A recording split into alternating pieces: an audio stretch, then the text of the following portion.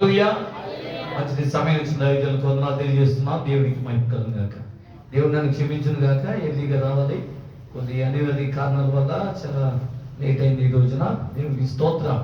ఏదేమైనప్పటికీ కూడా చక్కటి వాక్యం అందించిన దైవజనులకు నా హృదయపూర్వక వందనాలు. నేను కూడా వస్తున్నాను కానీ ఆయన చెప్పట్లేదు, నాకు ఇచ్చేస్తున్న మైకైనా. దేవునికి స్తోత్రం. హల్లెలూయా. మంచిది, తడువు చేయక నేను ముందుకు వెళ్తాను. అమ్మగారికి నా హృదయపూర్వక వందనాలు తెలియజేస్తున్నాను. అలాగే దైవజనులు మరి ఫిలిప్ గారికి నా వందనాలు. వచ్చిన మీ అందరికీ కూడా పేరు పేరున నా వందనాలు తెలియజేస్తున్నాను. అమ్మగారికి కూడా హల్లెలూయా. మంచిది, అందరూ బాగున్నాను. దేవుని స్తోత్రం చెప్పండి. అందరూ బాగున్నారు. దేవుడికి దీవించును గాక. మంచిది, వాక్య భాగంలోకి వెళ్దాం. కీర్తన గ్రంథం 34వ అధ్యాయము 12వ వచనం చదువుదాం. పరిశుద్ధ గ్రంథంలోంచి కీర్తన గ్రంథం. బ్రతక కోరువాడు ఎవడైనా ఉన్నాడా? మేలు నందుచు అనేక దినములు బ్రతక కోరువాడు ఎవడైనా ఉన్నాడా? ప్రార్థన. పరిశుద్ధులను ప్రేమగల మా ప్రభు తండ్రి, నీ శ్రేష్టమైన నామమునకు వందనాలు. ఇంతవరకు నీ కుమారుని నిలబడి మాట్లాడించావు. నాతో కూడా మాట్లాడమని, కార్యంలో జరిగించమని, వెనుకల చెవి గ్రహించిన మనసు మాకు దయచేయమని. ఎక్కడ ఇద్దరు ముగ్గురు కూడి ప్రార్థన చేస్తూ మధ్య నేను ఉంటాను. స్థలంలో ఉన్నావు. నన్ను చూస్తూ ప్రార్థించి ప్రార్థపడి ఆరాధించి నీ వాక్యం ధ్యానిస్తున్న మమ్మల్ని దర్శించి మాతో నాతో మాట్లాడి కార్యంలో జరిగించమని యేసు నామమున వేడుకొంచున్న మా పరమ తండ్రి, ఆమేన్. హల్లెలూయా. అక్కడ వాక్య భాగంలో మనం చదువుకున్న మాట, బ్రతక కోరువాడు ఎవడైనా ఉన్నాడా? మేలు నందుచు అనేక దినములు బ్రతక కోరువాడు ఎవడైనా ఉన్నాడా అని మనం చదువుకున్నాం. మంచిది. ఇదే మాట పేతురు రాసిన పత్రిక 3వ అధ్యాయము 10వ వచనంలో, జీవమును ప్రేమించి మంచి దినము చూడగోరువాడు ఎవడైనా ఉన్నాడా? చెడ్డదాన్ని పలకుండా నాలుగును కవడమైన మాట చెప్పకుండా తన పెదవుల్ని కాచుకోవాలని ఇక్కడ మాట్లాడబడింది. దేవునికి స్తోత్రం. హల్లెలూయా. కాబట్టి అనేక సంవత్సరాలు మనం బ్రతకాలని దేవుని ఉద్దేశం, సంకల్పం కదా. దేవునికి స్తోత్రం. డాక్టర్ అంటాడు నా వల్ల కాదు, తీసుకుపోండి అని. కానీ దేవుడు అంటాడు, క్రీస్తు యేసునందు నిత్య జీవం. హల్లెలూయా.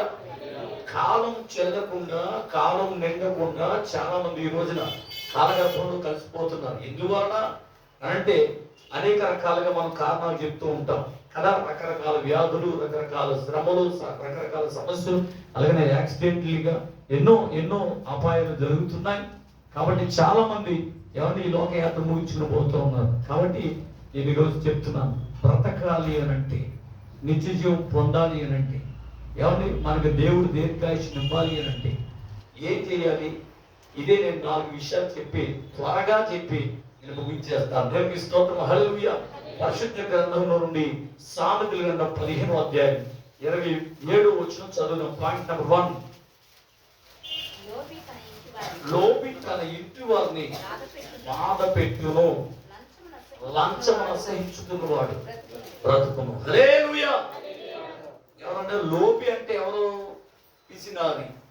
లోబి అంటే ఎవరు? సోమరి. వాడు ఇబ్బంది పడుతూ ప్రజలను కూడా ఇబ్బంది పెడుతూ ఉంటాడు. ఇంటి వారిని కూడా. వాడు తినేవాడిని వాడు పని చేయడు, చేసేవాడిని చేయనివాడు. దేవునికి స్తోత్రం. హల్లెలూయా. వాడు బయట తిరగడు, తిరిగేవాడిని తిరగనివ్వడు. చూసారా, బయట పుల్లు ఉందంటాడంట. ఎవడు? లోబి. దేవునికి స్తోత్రం. హల్లెలూయా. ఇలాంటి వాళ్ళ గురించి చెప్పాలని చాలా విషయాలు ఉన్నాయి. సామెతలు చెప్పడానికి సమయం లేదు. దేవుడు మిమ్మల్ని దీవించదు కాక. హల్లెలూయా. రెండవ దేవుడు ఉంది అక్కడ, లంచమును అసహించుకున్నవాడు బ్రతుకుతాడు. హల్లెలూయా. లంచమును అసహించుకోవాలి. లంచం అంట. ఎవడో ఆవిడ ఫోన్ చేసింది ప్రార్థన చేయమని. ఏమనంటే, మా అబ్బాయి ఎగ్జామ్ రాయడానికి వెళ్తున్నాడండి. చెప్పాను మీకు ఒకసారి. ఎగ్జామ్ రాయడానికి వెళ్తున్నాడండి, వాడు పాస్ అయ్యేటట్టు ప్రార్థన చేయండి అంది. వాడు పాస్ అయ్యేటట్లు ప్రార్థన చేయమని బాగానే ఉంది. ఫస్ట్ క్లాసులో పాస్ అవ్వాలి అని చెప్పింది. దేవునికి స్తోత్రం. హల్లెలూయా అని చెప్పి ఏమన్నా తెలుసా, ఏంటో మా అబ్బాయి ఎప్పుడు మా ఇంట్లో వాడు పుస్తకం తీసినట్టు కనపడలేదు, పెద్దగా కాలేజీకి వెళ్ళినట్టు కూడా కనపడలేదు. అయితే ఇప్పుడు ఎగ్జామ్ రావడానికి వెళ్ళాడు. వాడు పాస్ అవ్వాలి పాస్టర్ గారు, మంచి మార్కులతో మంచి ర్యాంకుతో పాస్ అవ్వాలి, క్లాసు ఫస్ట్ రావాలి అని అంది. ఎంత స్వార్థం అండి. హల్లెలూయా. మళ్ళా ఏమందో తెలుసా, వాడు పాస్ అయితే నేను కానుకించుకుంటానండి అంతే. నేను స్తోత్రం చెప్పండి. ఇప్పుడు దేవుడికి ఏమని ప్రార్థన చేయాలి చెప్పరా? ప్రభువా యేసయ్యా, వాడు అంటాడు కాలేజీ ముఖం చూడలేదంట. ఇంటికాడ ఎనకెత్తలా నిద్రపోయి ఆడు శుభ్రంగా లేచి లేడికి లేచి పరుగన్నట్టు దుప్పటి తన్ని వెళ్ళిపోయాడంట. ఎయిర్పోర్ట్కి వెళ్ళాక ఎక్కడికి ఎగ్జామ్ రాయడానికి. వాడు ఎప్పుడు పొత్తుకుని తీయలేదంట. వాడు ఎగ్జామ్ రాయడానికి వెళ్ళాడు. వాళ్ళ అమ్మగారు పాపం బాధపడుతూ ఏడుతూ ఫోన్ చేసింది ప్రార్థన చేయమని. నీకు నాకు ఏమిస్తుందంట? లంచం ఇస్తుందంట. నువ్వు మొత్తం మీద ఇన్వెస్టిగేటర్కి మంచి బుద్ధి ఇస్తావు, లేకపోతే వాడికి పేపర్ ఎదుటోడు పేపర్ చూపిస్తావో తెలియదు. కానీ మొత్తం మీద ఈ ఎగ్జామ్స్ కరెక్షన్ చేస్తాడు కదా, వాడికి మంచి బుద్ధి ఇచ్చి పాస్ మార్క్ పాసు చెప్పడానికి కూడా వాడు ఏదో పాస్ అవ్వాలంటే అదొక అంటాం. Pass first. మరి ఫస్ట్ నుంచి రాత్రులు పగల కళ్ళలో ఒత్తిలెట్టుకుని చదువుకున్న వాళ్ళు గత ఏమైపోవాలా? ఏమండి? దేవుడికి స్తోత్రం. హల్లెలూయా. పొరపాటున ఒకవేళ ఆవిడ లంచం ఇస్తుందని చెప్పి దేవుడు ఓకే చేస్తే వాడు కానీ పాస్ అయితే డాక్టర్ అయితే 100 మంది చంపుతారు కదా డాక్టర్ అవుతాడు. అంతేనా? 100 మంది చచ్చిపోవాలా? వాడు మారాలా చెప్పండి? మరి ఇలాంటి దొంగ ప్రాంతం మంచిదేనా? ముందు కాస్త కొంత చదువుకోనే ఉండమ్మా. కాస్త కొంత కాలేజీకి వెళ్తే వాళ్ళకి ఏమన్నా జ్ఞానం అబ్బుద్ది. దొంగచాడిన లంచాలు ఇచ్చి ఏమంటే సర్టిఫికెట్లు కొనేసుకున్నంత మాత్రాన్ని కలిసి వచ్చేది లేదు. ఒకవేళ ఇంజనీర్ అయ్యాడు అనుకోండి, వాడు ఫ్లైఓవర్లో లేకపోతే బిల్డింగ్లు కట్టాడు అనుకోండి, కూలిపోయి లక్షలాది మంది చచ్చిపోతారు. అది లంచాలు కూడా పక్కనేంటండి. ఆవిడ ఇది చేసి పోను అయ్యారు మీరు ఆడు పాస్ అయితే చర్చకొచ్చి 1016 చెల్లించుకోను అంది. దేవుని స్తోత్రం. కాబట్టి నీ 1016 నీతో నాశనం గాక వాడు 100 మందిని చంపే కంటే వాడు బుద్ధిమంతుడిగా చదువుకోవడం మంచిది. కొట్టడం తప్పలేదు. హల్లెలూయా. కాబట్టి లంచం సహించుకోవాలి. ఒక భక్తుడు వచ్చి సేవకుని అడుగుతున్నాడు, అయ్యా నాకు నిద్ర పట్టట్లేదండి, నాకు ఏంటో తెలియట్లే, ఆస్తి ఉంది, ఐశ్వర్యం ఉంది, ఓ పెద్ద బంగ్లా ఉంది, అయినా నాకు నిద్ర పట్టట్లేదు సార్, నా కోసం ప్రార్థన చేయండి అని అన్నాడంట. దేవుడికి స్తోత్రం. ఎప్పుడు వచ్చినా అదే మాట చెప్తున్నాడు పాస్టర్ గారు అన్నాడంట, ఒరే బాబు నీ ఇంట్లో ఏముందా, అసహ్యమైంది ఏదన్నా ఉందా అని చెప్పాడు. యోబు గ్రంథంలో మాట ఉంది కదా, నీ ఇంట్లో దుర్మార్గతను విడిచిపెట్టమని. అప్పుడు నీ వెలుగు మధ్యాహ్నపు వెలుగు వల్లే తేజరెల్లు అని ఉంది కదా, ఆ మాట చెప్పి నీ ఇంట్లో ఏదైనా ఉందేమో దాన్ని తొలగించుకో అన్నాడు. అప్పుడు ఆలోచన చేసి నెక్స్ట్ వారం చెప్పాడంట, అవును సార్ ఒకసారి అతను ఫారెస్ట్ ఆఫీసర్ అంట. ఏమండి ఒక సంతకానికి ఒక అతను ఒక మంచి మంచం ఏం చేశాడు, టేక్ మంచమో ఏదో రోజు గుడ్డు మంచం, అది చక్కగా చాలా లక్ష రూపాయలు విలువైన మంచం గిఫ్ట్ కింద ఇచ్చాడంట. అది ఇంట్లో దాని మీద ఎలగెత్తల బోర్ల ఆడు ఎంత తప్ప చేసినాడు నిద్రార్థలే. వాడు ఒక సంతకానికి వీడు 1,00,000 రూపాయల మంచం గిఫ్ట్ కింద, దేని కింద, లంచం కింద ఇచ్చాడు. హల్లెలూయా. ఆ లంచంతో తెచ్చుకున్న మంచం మీద పడుకుంటారు, నిద్ర ఎలా వస్తుంది? హల్లెలూయా. అప్పుడు అమ్మాడు చెప్పాడు, ఒరే బాబు పిచ్చోడా, ఇన్ని రోజుల నుంచి నువ్వు చెప్తున్నావు నేను ప్రార్థన చేస్తున్నాను, నువ్వు చెప్తున్నావు నేను ప్రార్థన చేస్తున్నాను, ఏదైతే నువ్వు దేవుడికి వ్యతిరేకమైంది ఏదైనా ఇంట్లో ఉందో అది తొలగించుకో అని చెప్పాను, ఇప్పటికైనా చెప్పు ఆ మంచాన్ని కలిసి అన్నాను. దేవునికి స్తోత్రం. హల్లెలూయా. ఆ మంచం ఇచ్చిన తర్వాత సూపర్కి ఎలా ఉంటారు నిద్ర. దేవుని స్తోత్రం చెప్పండి. హల్లెలూయా. పిల్లలు అందుకునే లంచముతో మన ఆరోగ్యాన్ని నాశనం చేసుకునే కంటే దేవుని స్తోత్రం. హల్లెలూయా. కాబట్టి పిల్లలు గమనించాలి.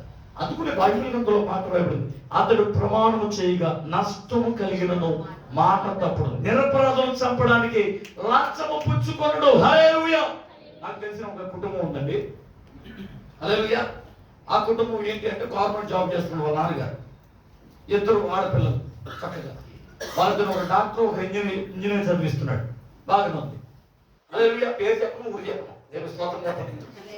లైవ్లో చూసాడు అనుకోండి, మా ఊరు మొత్తం మా పేరంతా వైరల్ అయిపోయింది అంటున్నారు. దేవుని స్తోత్రం చెప్పండి. హల్లెలూయా. అన్ని పేర్లు చెప్పడం. దేవుని స్తోత్రం. హల్లెలూయా. ఏం జరిగిందంటే ఆయన ఆఫీసు బాగానే ఉంది. ఈ 4 ఏళ్ళకి 4 ఉంగరాలు, ఈ 4 ఏళ్ళకి 4 ఉంగరాలు. ఏదైనా ఫంక్షన్ ఎవరైనా పిలిచారనుకో కొలీగ్స్, ఆ 4 ఉంగరాలు 8 ఉంగరాలు వేసుకుని ఏమంటే మంచి కారు ఒకటి పెట్టుకున్నాడు. ఏది ఈఎంఐ పెట్టుకున్నాడు, జాబ్ కదా, కారుకి ఈఎంఐ కట్ అవుతుంది. అలాగనే ఇల్లు కడుతున్నాడు, ఆ ఇల్లు ఏమో ఇంద్రభవనం లాగా ఉంది, దానికి కూడా ఈఎంఐ పెట్టేశాడు. ఇది చేతికి వచ్చేది 5,000 నెలకి. అర్థమైందా? దేవుని స్తోత్రం. మరి పై అధికారులు మనం పైన ఇతని పడదా? వీడు హంగులు మామూలుగా లేదు.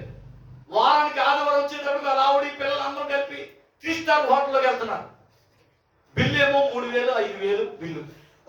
వారి నెల వచ్చేది జీతం ఒక పూటలో అయిపోతుంది. వీడికి ఎలా వస్తుందిరా? ఎవరో అటు పై అధికారులు ఉంటారు కదా, వీళ్ళేమో చూసి ఆడవలేరు. ఎవరో ఆ తినరు తినవండి తినేవాడు. ఎందుకు వచ్చిన బాధ? దేవునికి స్తోత్రం. అందుకు ఆటో వెనకాల నీ ఏడుపే నా తీర్థం పెట్టుకుంటారు. మనం ఎదిగే కొద్ది ఏడ్చేవాళ్ళు ఎక్కువ మంది వస్తారు. మా దేవునికి స్తోత్రం. హల్లెలూయా. కాబట్టి వీళ్ళు ఏడు చెప్తున్నారు, ఎవరో వీళ్ళు పై అధికారులు. సరే, బాగానే ఉంది. ఇప్పుడు ఏంటి అని కంప్లైంట్ పెట్టారు. వీళ్ళు ఫంక్షన్కి అన్నీ ఉంటే అన్నీ చూపించుకోవాలా? ఆ కొలిక్స్ ఫంక్షన్కి పిలిస్తే 4 వేసుకుంది. దేవుని స్తోత్రం. ఒకసారి ఒకరు నడుచుకుంటే వెళ్తున్నాడండి. ఇది మామూలుగా ఒక ఫంక్షన్కి వచ్చాడు, ఇలాగ నడుస్తున్నాడు. ఏంటి అనుకున్నాను, ఎవడో ఈడు ఆడేనా ఈడేనా అనుకుంటున్నా. ఎటకొచ్చి మొహం చూసేటప్పటికి ఆడే ఈడు. ఏడు ఊరు తప్పి నడుస్తారు చూడండి, ఇబ్బంది వచ్చి నడుస్తారు చూసారా? అలా నడుతుంటే ఈడు ఆడి కాదేమో అనుకున్నా. తీర చూస్తే ఆడే ఈడు తెలిసినోడే. ఏంటి ఇలా నడుతున్నాడు అంటే, ఇదిగో ఏళ్ళు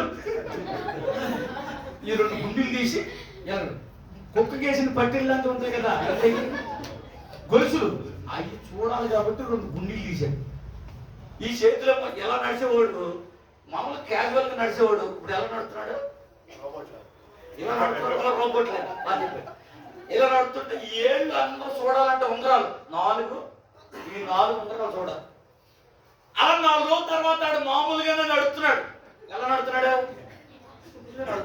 అంటే లేవు, ఏమి లేవు. దేని కోసం నడుతున్నాడు? ఈ ఉంగరాలు చూడాలా, కుక్క గొలుసులు చూడాలి. దేవుని స్తోత్రం. ఎంత గొప్పలని దేవుడు మిమ్మల్ని దీవించదు కాక. హల్లెలూయా. కాబట్టి వీడు అంత హోదా చూపించుకోవాలి కదా. ఫంక్షన్కి వెళ్ళి ఆడుతో చేసేవాడు ఆ లావుడు గారు ఉంటారు కదా, అదిగో అని చూడు నీతోనే చేస్తున్నాడు. ఎన్నున్నాయో? 108 ఉన్నాయి. మేము ఉన్నాం. ఏదో మామూలుగా ఉండరు. ఏమో చూసి ఆదరించిపోతారు. దేవుని స్తోత్రం. హల్లెలూయా. పలకని చేతులాడతారు. గమనించి అసలు రెచ్చగొట్టేదే అక్కడి నుంచి స్టార్ట్ అవుతుంది. దేవుని స్తోత్రం చెప్పలే.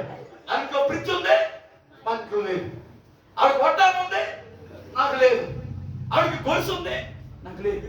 ఆవిడ పొట్టి చీర ఉంది, అక్కడే స్టార్ట్ అవుతుంది. దేవుని స్తోత్రం. ఏమనంటే మన నా మీద గొడవలు చేస్తున్నారు. దేవుని స్తోత్రం. హల్లెలూయా. మా ఆయన మీరే ఎక్కెత్తున్నారు అంటున్నారు. దేవుని స్తోత్రం. ఓసారి కోడలు అత్త గురించి చెప్పా, కోడల గురించి అత్త గురించి చెప్పా. అత్తగారు ముఖం పక్కనే వేసుకుంది. ఏంటంటే ఎప్పుడు మా కోసం చెప్తారు కదా మీరు, ఆ కోడలు ఎలా ఉంటారో మీకు తెలీదు అని అంటుంది. అది ఎక్కడో కాలిపోతుంది వాసన. దేవుని స్తోత్రం. నేను ఎప్పుడైనా అత్త గురించి చెప్పానంటే పక్కనే కోడల గురించి కూడా చెప్తా. లేదంటే దేవుని స్తోత్రం మారిపోయినట్లే. హల్లెలూయా. మొత్తం మీద ఫంక్షన్కి వెళ్ళాడు.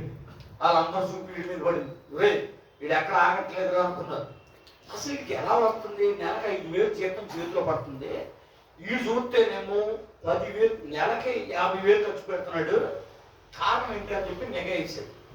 నెగ ఎత్తే వాడు దొరికేసాడు. పాల కింద ఒక్క సంతకాన్ని 30,000 అంట. అర్థమైందా? అది ఇస్తూ రెడ్ హ్యాండెడ్గా దొరికిపోయాడు. ఆయన సస్పెండ్ చేసేసాడు. అది మీద కేసు చేశాడు. అది తట్టుకోలేక ఇంత పిలుపుండలు ఎందుకంట, అలాంటి అంశాలు మీకు ఎందుకంట? దేవునికి స్తోత్రం. హల్లెలూయా. తట్టుకోలేక ఆటకు చచ్చిపోయాడు. నేను ఒకటే చెప్తా, ఎలాంటి ఫుల్గా దేవుడు ఏమి ఇచ్చేసాడు? మీకు రైట్స్ ఇచ్చేసాడు. ఏమన్నాడా? హాయిగా ఉండు. ఏం కంటే గుర్రం పరిగెత్తినట్టు అక్కడ అన్నాడు ఆ వాటి ఏమన్నాడు, అవన్నీ తర్వాత ఇచ్చేది ఏంటిది, బన్నం. ఆ దేవుడికి స్తోత్రం, హల్లెలూయా. దేవుడు చూస్తాడు కామాలు పెట్టుకుంటూ వెళ్తున్నాడంటే దేవుడు నీకు అవకాశం ఇస్తున్నాడు అని అర్థం. ఇక కామాలు ఉండవమ్మా, పులిస్టా అలా నొక్కి పెన్ను డౌన్ చేస్తే మన బతుకు ఆగమ్య గోచరం. అర్థమైందా? స్పాట్ డెడ్ అయిపోయింది. వాళ్ళ పిల్లలు డాక్టర్ ఒకళ్ళు, ఇంజనీర్ చదువు మధ్యలో ఉంది. వాళ్ళ ఇల్లు ఈఎంఐ, కారు ఈఎంఐ మధ్యలో, వాళ్ళ కుటుంబం ఆగమయ గోచరం అయింది. ఎవరికి స్తోత్రం. చూసారా? ఈ చుట్టూ ఉన్న వాళ్ళు ఎంత తెలిసి ఉంటారు వాళ్ళ గురించి, అవునా? ఇప్పుడు ఎదుగుతున్నాడంటే వెళ్తారు కదా. సరే, ఇప్పుడు ఆలగొల కొట్టేసింది రోజు వీళ్ళు ఏడుతూ ఉంటారు, వీళ్ళు గొడవ కొట్టేసింది, ఆలగొల కొట్టేసింది, వాళ్ళు ఏడుతూ ఉంటారు. దేవునికి స్తోత్రం, హల్లెలూయా. కాబట్టి పిల్లలు కానీ అందుకునే దుస్తులకు కొద్ది కాలమేనంట. అందుకనే లంచం అసహించుకున్నవాడు బ్రతుకుతాడు. ఒకడున్నాడు బైబిల్లో, ఆ పేరు ఇస్కరియోతు. వాడు కూడా ఎవరిని అప్పగించేశాడు? యేసుని అప్పగించేశాడు 30 వెండి నాణేలకి. హల్లెలూయా. యేసు ప్రభు వాడు కొనవేరిగే డబ్బు సంచి ఎవరికి యదా ఇది పట్టుకో అన్నాడు. అంటే వాడు బుద్ధి ఏంటి? ఆశ. దేవునికి స్తోత్రం. గాది సీమోను బుద్ధి ఏంటి? డబ్బు సంపాదించుదాం. ఈ ఇస్కరియోతు బుద్ధి ఏంటి? డబ్బు సంపాదించు. సంఘాలు కూడా ఉంటారు. దేవునికి స్తోత్రం, హల్లెలూయా. కాబట్టి అందుకని వాడు గుణమేరిగే వాడి చేతిలో డబ్బు సంచి పెట్టాడు. డబ్బు సంచి పెట్టినప్పుడు అవసరం వచ్చినప్పుడల్లా దాంట్లో చేపెట్టి తీసుకుంటున్నాడుగా, సరిపోదా? ఇప్పుడు యేసుని అప్పగిస్తే నాకేమిస్తారని చెప్పి ప్రధాన యాజకుల దగ్గరికి వెళ్ళి బేరం కుదుర్చుకుని లంచం తీసుకుని యేసుని అప్పగించేశాడు 30 వెండి నాణేలకి. హల్లెలూయా. ఎప్పుడమ్మి వేసావో యేసయ్యను, ఎక్కడమ్మి వేసావు దేవదేవుని, ఉద్యోగంలోన, దాంపత్యంలోన, ఏకాంతంలోన, దైవ సేవలోన, ఉద్యోగంలోన, దాంపత్యంలోన, ఏకాంతంలోన, దైవ సేవలోన యోచించుమానే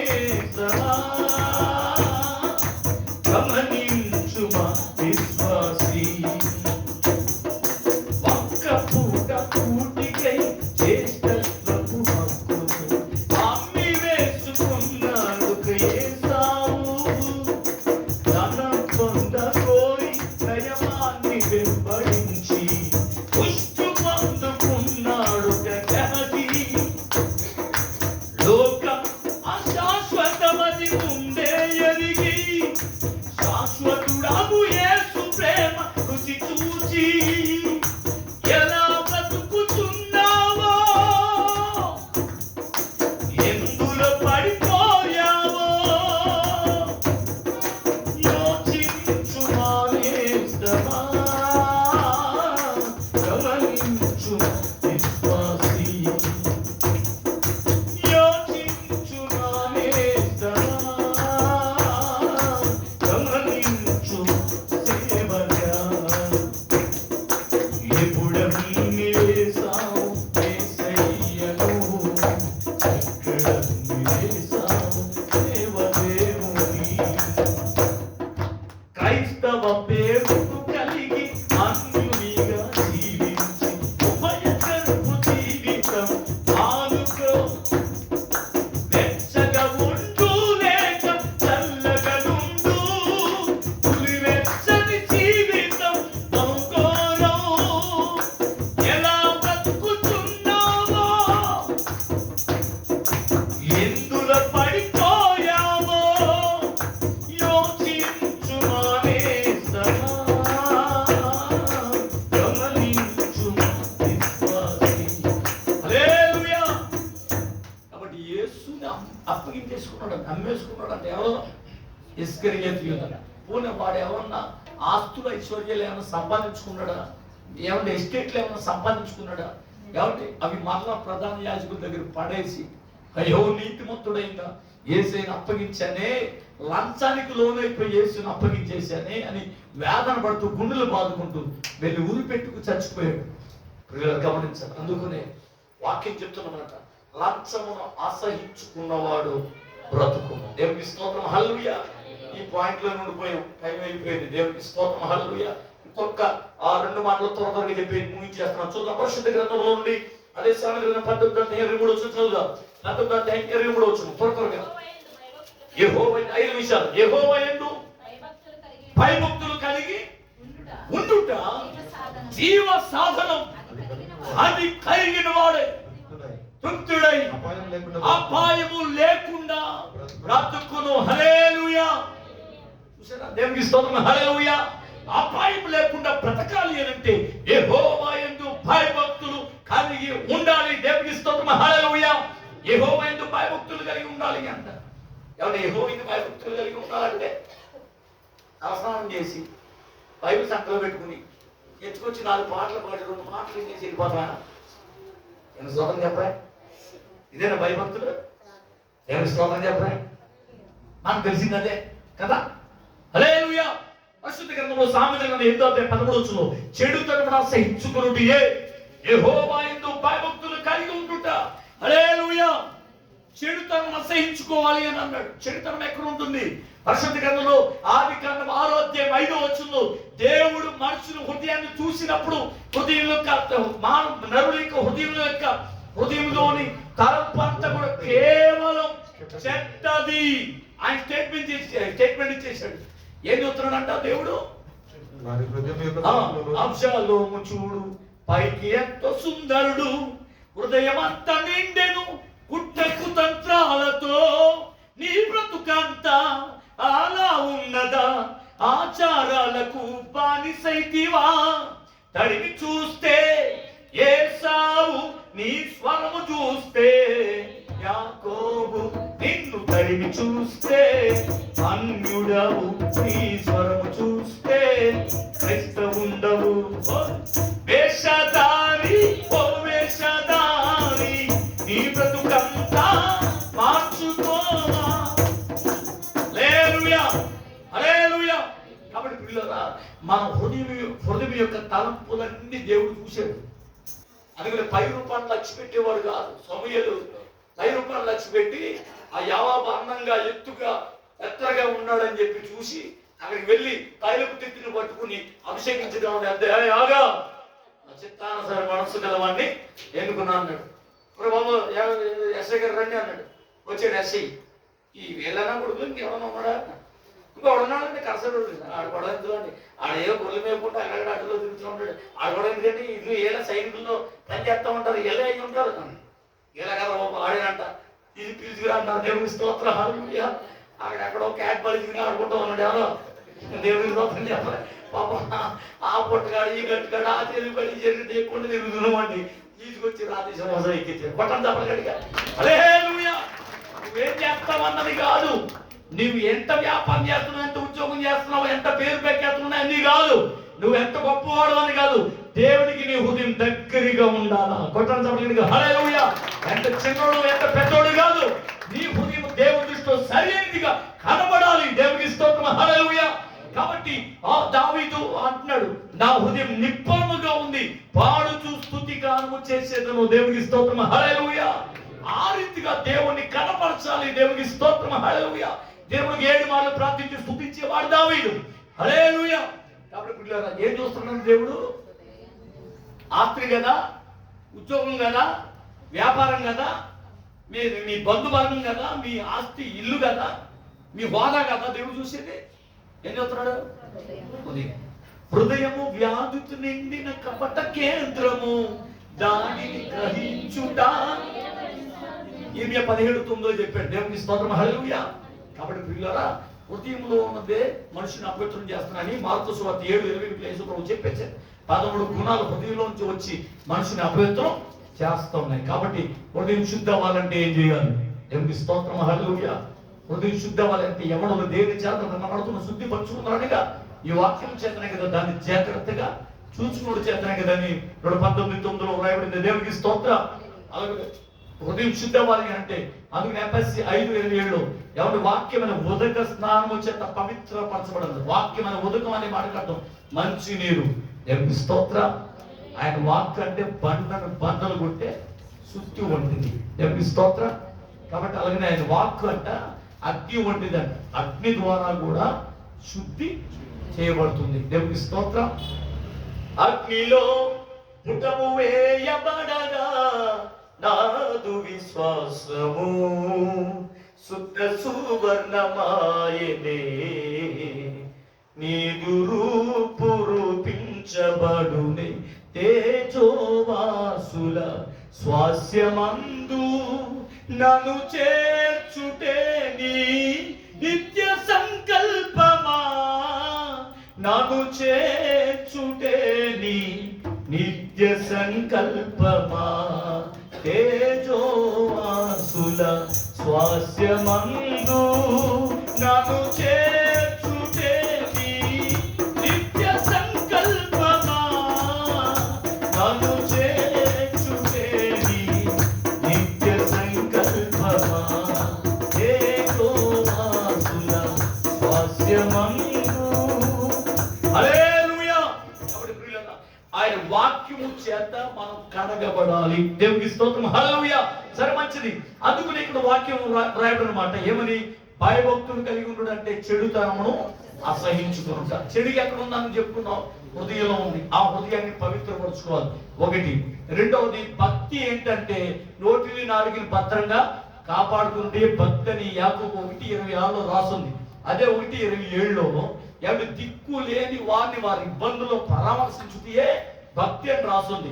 అలాగనే ఇహలోక మాలిన్యం తనకు అట్టకుండా కాపాడుకుంటే భక్తి అని అదే అధ్యాయము 27 రాస్తుంది. దేవునికి స్తోత్రం. ఇదే దేవుని యందు భయభక్తులు కలిగి ఉంటారు.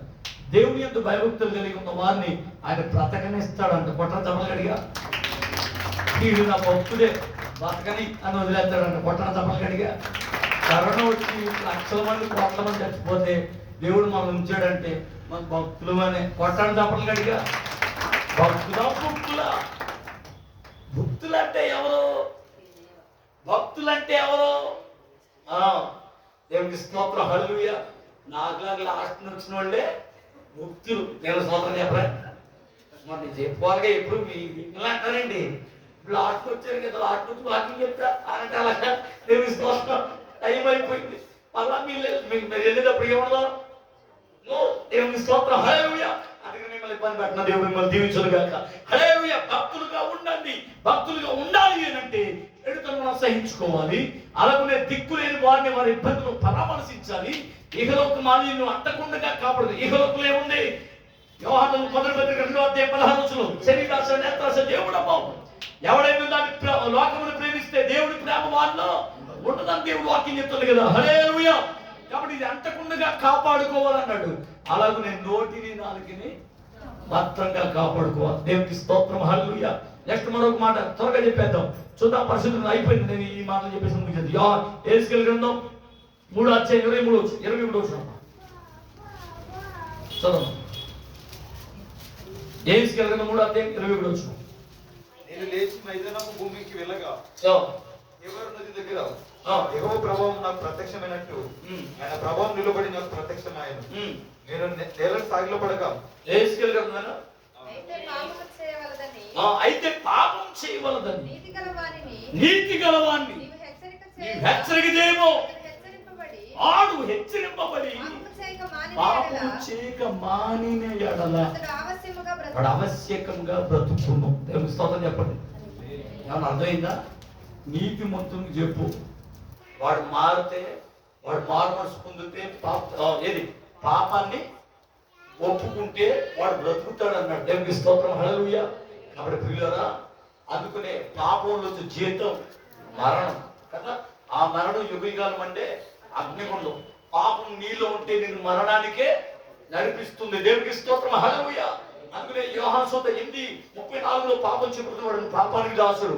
ఆ రోమపత్రిక 6:23 పాపం నుంచి జీతం మరణం. ఆ మండు యుగిగాలు మండే అగ్ని కూడా ప్రకటన 21:8 దేవునికి స్తోత్రం. హల్లెలూయా. అగ్ని ఆరదు, పురుగు చావదు. అందుకనే పాపము తప్పించిన ప్రభువైన యెహోవా వశం. దేవునికి స్తోత్రం. ఇప్పుడు 2024 సంవత్సరాలు 25 సంవత్సరాలు కన్యమరి గర్భంలో కుమారుడుగా జన్మించినట్లు దేవుడు ఆజ్ఞాపించి ఆయన జన్మింపజేసి ఆయన లోపల జన్మించి 33 సంవత్సరాలు జీవించి నా అందరి పాపం కొరకు తన విలువైన రక్తాన్ని చిందించాడు. ఆ రక్తంలో కడగబడిన వాడే ఏమండి పరిశుద్ధుడు, నీతిమంతుడు. దేవునికి స్తోత్రం. అందుకనే నీతిమంతుడు తండ్రి రాజ్యంలో ప్రకాశించదురు సూర్యుని వలె అని బైబిల్ చెప్తుంది. దేవునికి స్తోత్రం. నీతిమంతులను బ్రతకనిస్తాడంట.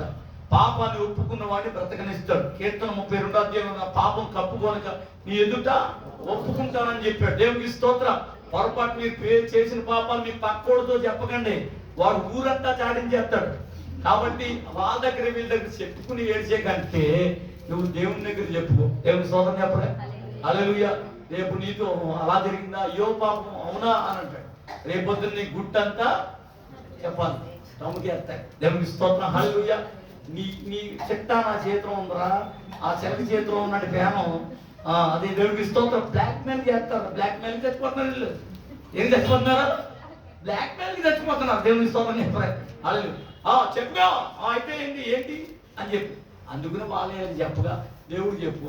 ఎవరిని ఎక్కడ మార్చి నీకు అనుకూలంగా ప్రవర్తింపజేయదో దేవుడు చేస్తాడు. కొట్టడం తప్పగడికి. హల్లెలూయా. హల్లెలూయా. 60 భాగం వచ్చే నెల దేవుడు మిమ్మల్ని దీవించును గాక. పాపాలు ఒప్పుకోండి, నిత్య జీవానికి వారసుగా ఉంది. అతి కృప దేవుడు మీకు అనుగ్రహించును గాక. ఆమేన్. ప్రార్థన చేద్దాం. మంది కూడా కన్ను మూసుకోనండి. పరిశుద్ధుడా, ప్రేమగా మా ప్రభుత్వ తండ్రి, ఆశ కలిగి విశ్వాసం కలిగి భక్తి కలిగి కూడా దీవించాడు. కష్టాలు, కన్నీరు, బాధలు, శ్రమలు, ఇరుకులు, ఇబ్బందులు, అసమాధానం యేసు నామములో తొలగిపోవును గాక. లంచమును సహించుకున్న వాడు బ్రతుకునని మాట్లాడించావు. అలాగే ప్రభా భయభక్తులు కలిగిన వాడు బ్రతుకునని దేవుని వాక్యం ద్వారా మాట్లాడించావు. అలాగే ప్రభా దేవునికి స్తోత్రం. అయినా దేవసి వాక్య బంధనం చెప్పినట్లుగా ప్రభా దేవునికి పాపమును దేవసి పాపమును విడిచిపెట్టిన వాడు అవశ్యకంగా బ్రతుకును అని మాట్లాడించావు. అవును ప్రభా దేవునికి స్తోత్రం. నీ చేతిలో ఉన్నటువంటి పాపమును విడిచిపెట్టిన ఎడల నీ వెలుగు మధ్యాహ్నపు వెలుగు వలె తేజరిల్లును అని వాక్యం చెప్తుంది. నీ చేతిలో ఉన్న పాపమును విడిచిపెట్టినట్లయితే అది వాక్యం చెప్తుంది. దయగా మా ప్రభా దేవసే సత్క్రియ చేయని ఎడల నీ తల ఎలా ఎత్తుకొనగలవు అని చెప్తున్నావు కయ్యతో. అవును ప్రభా దేవునికి స్తోత్రం. దేవసే మేము చేసే ప్రతి దాన్ని చూస్తున్న దేవుడు నన్ను. కాబట్టి ప్రభావ మా నడక పరక పరిశీలన చేసే దేవుడు. కాబట్టి మా హృదయ అంతరంగం పరిశీలన చేసే దేవుడు. నీకు వ్యతిరేకమైన ఆయాసకరమైన మార్గం మాలో ఉన్నట్లేదు, తొలగిపోవును గాక. దగ్గర మా మాట వల్ల, చూపు వల్ల, ప్రవర్తన వల్ల నీకు వ్యతిరేకమైన కార్యకలాపాలు చేస్తే మమ్మల్ని క్షమించి మార్పును గురించి నీ మార్గంలో నడిపించుకోమని కోరుతున్నాం. దగ్గర మా ప్రభు పాపం చేయకపోతే వాడు పాపములు దాసుడు పాపం నుంచి జీతం మారడం. అయితే దేవుని కృపవరం క్రీస్తు యేసు నందు నిత్య జీవం అని వాక్యం చెప్తుంది. దేవుడు మమ్మల్ని బ్రతికించావు అని అంటే అది నీ కేవలం కృప, నీ ఉచితమైన కృప.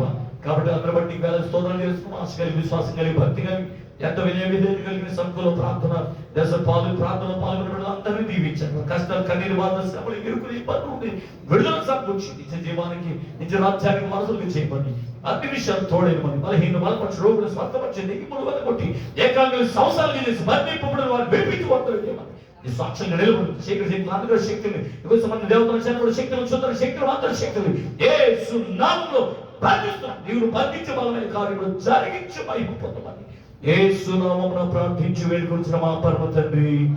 ఆమేన్, ఆమేన్, ఆమేన్.